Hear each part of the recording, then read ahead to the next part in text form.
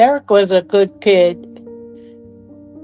to the point where I don't think that he would have turned out the way that he turned out if he hadn't have been in Cape May.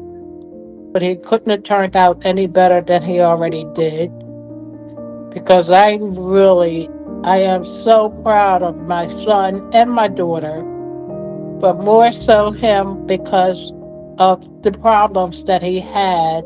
Growing up as a child, my mother, Patricia Ann Matthews, all she ever heard about her son was that he was a problem, that he was trouble, that he was angry. She didn't hear good things about me as a child except for on the athletic fields. You know, on those fields, her son was him. I was him. It's a long time ago, but yes, that's who her son was. And everything else outside of that, school and everything, was he's a problem, he's in trouble, he did this, he didn't do that. And that's all she heard, but she stood by me. You know, I'm blessed to have a community growing up in a small town in New Jersey called Cape May. I didn't, as a child growing up, I never seen him get into any trouble, but looking at his report card from grade school, like, he was always in trouble, like, out of control. So it was, like, hard for me to believe that, because he is a very calm man. To me, Eric was always an easygoing person, and he was mischievous. I'm not going to say he was bad. He was mischievous, but by him not having a father around, and I'm not going to use that as an excuse, because we made out fine. You know, those white fathers who took care of their sons because I played sports with them and was around their sons, they were an example to me. That black community was a bunch of my uncles and cousins, took care of me, helped my mother take care of me. And I was an angry child, angry like a lot of the children I work with, because the man who was supposed to take care of me, my father, he didn't take care of me. I know, like, the relationship with Ricky and my dad wasn't good, and I just, like, he's just kind of recently, like, really expressed his feelings about our dad. When our dad passed away, again, my brother being supportive, he was like, he went to the funeral with me, and it was like, I'm not going to the funeral because, you know, I'm upset, but I'm going for you. And another time of him just being there for me and, you know, making sure that I'm good. Like I said, he has this big heart, and a lot of times I don't think people realize that. I think even when he, like, posts his vacations or, you know, certain things, like, I'm proud of him. Like, live your life. We only have one life to live. Do what you need to do. You don't got to explain yourself to nobody. You know, because I've been criticized on my little social media for showing the things that bring me joy in life. I love to travel. And really good friend of mine made a point to say, you know, Rick, what makes you think people want to support anything you're doing when they see how you live your life? And my response to him was, the way I live my life and the things I do in my life are two different things. My life is these kids.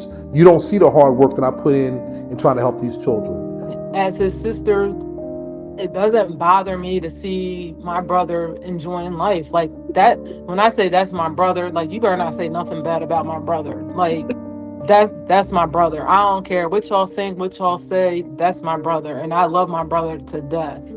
Nobody knows what my brother went through. There was a time a few years ago, like, he doesn't come home much because, like, Cape May is not his favorite place, which is understandable. But there was a time that he came home, and he came to our house and he stayed for a couple of days. But you could just see, like, the depression on him, the sadness on him, because he was in a place that obviously he didn't want to be in. And to see where he was at then and to see where he is at now, like, it's amazing. Even, like, with our house, my brother, you know, one day it's like, I want you, before we moved last November, it was like, I need you to go look for a house and let me know what you think, blah, blah, blah, blah, blah. And I'm thinking, because I had mentioned to him quite often about opening up, houses here in our area for teenagers and things like that, because he is so compassionate about, helping others and all that. So, I'm thinking like, okay, he wants me to go find something. He's going to maybe, open up a house here for teenagers, blah, blah, blah, blah, blah. So after finding a house that I like, I was like, well, I found this, blah blah, and he was like, my mom was in the hospital at this time, really sick, not doing good at all. Um, and right before Christmas, he's like, I just want to let you know that that house is for mommy and you. And it's just like, again, I wasn't expecting that from him. And it was so like, I don't know, just like, I can't even explain the feeling that I had, but it's just like, wow. Like, he's just an amazing guy. He's an amazing guy. I can't say anything negative about him.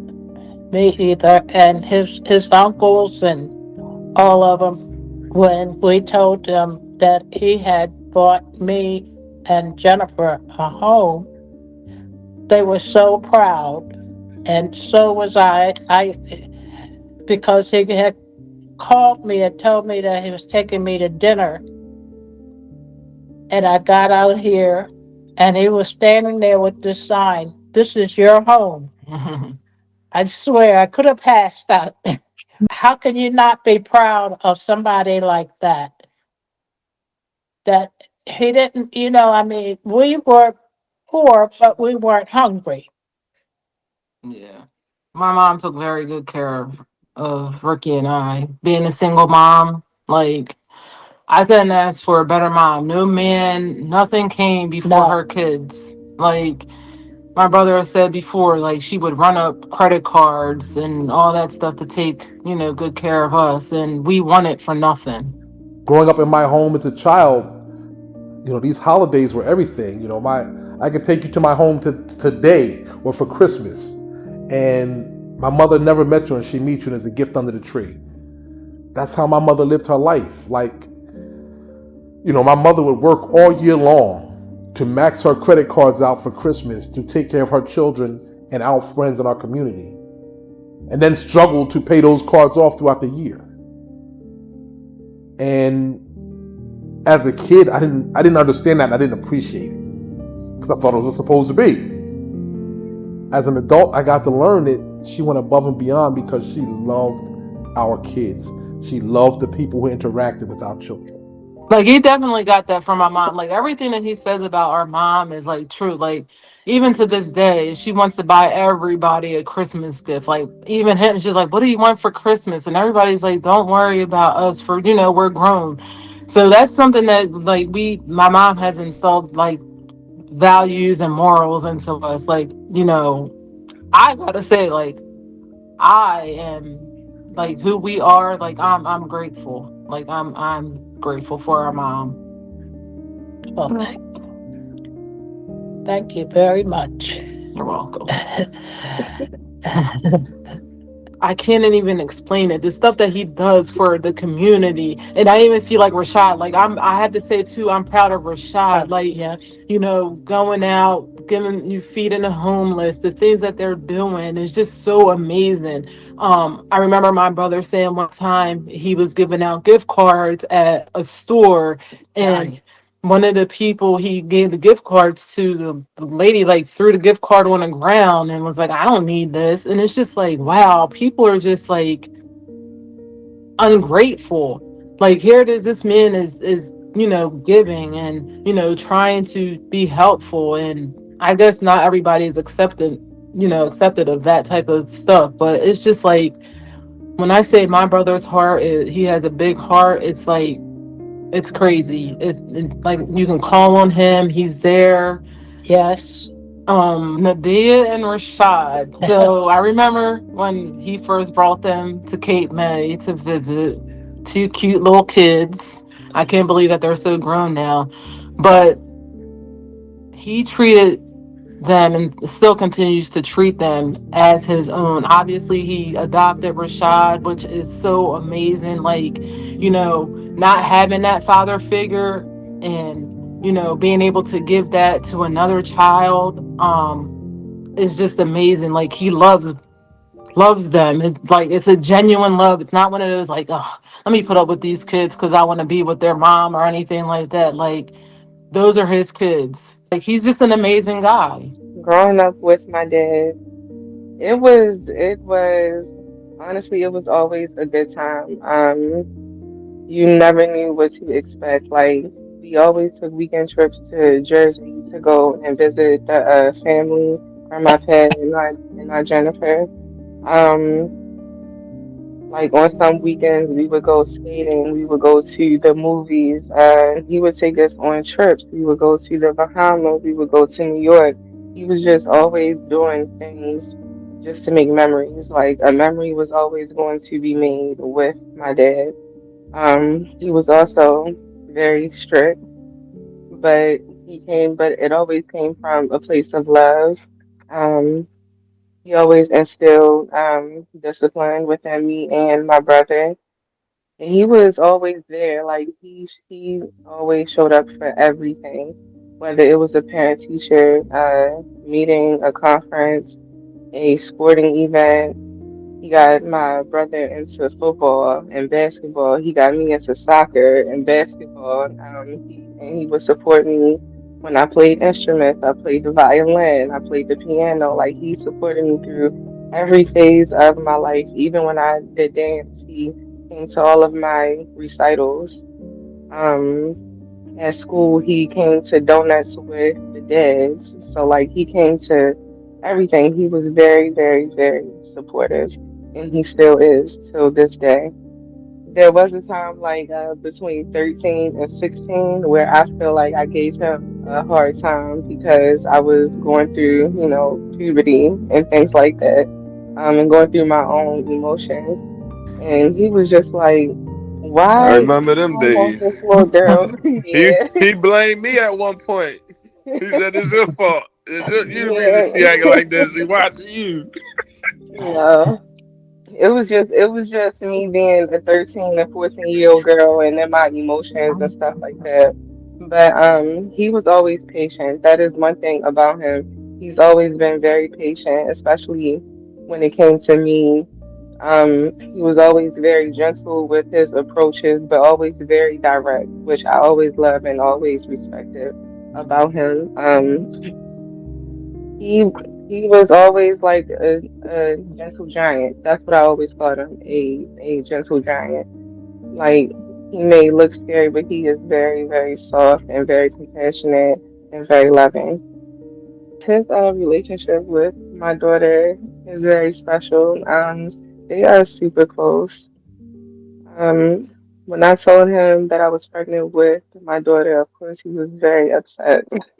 He was upset because he wanted me, of course, to wait until I was married and things like Uh, that. But he was very supportive from the jump. He was upset, but he was supportive and he was on board and he was there from the very beginning. Um, when I went into labor, he was there for the whole 14 hours. He sat by my side the entire time and he never left. That's his baby girl. That's his baby girl. They talk on FaceTime and they text each other. He loves spending time with her papa. That is her papa.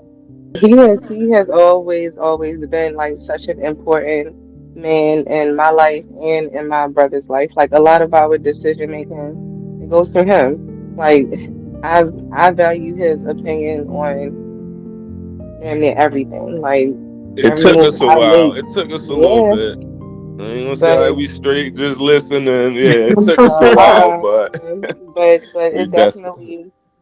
Yeah, it definitely worked out for the greater good, and I really appreciate him for always being him and always showing up for me and my brother, and even my daughter. You know, and especially when it was times where he didn't have to, like at Mhm. all, Right. but he genuinely wanted to, and he genuinely did. So I am forever grateful.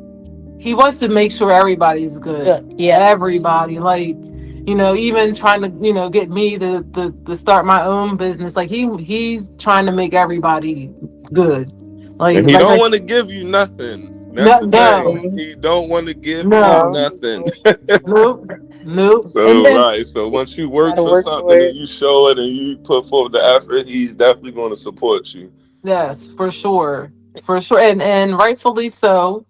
It's Yes. just like when I say like he definitely is like Rashad said, you got to work for it, but he's willing to say here you go, but I need you to do this first, and I do want to Pat, Jennifer, thank you guys too because Yes. you know Pat, I don't know how you did it or made it happen, but you raised a good man. You did. Thank you very much. Yeah, you did a good And I job. know I You So did. did. whatever you did, you've accomplished well. like I said, like he wants everybody to win. He wants everybody to win.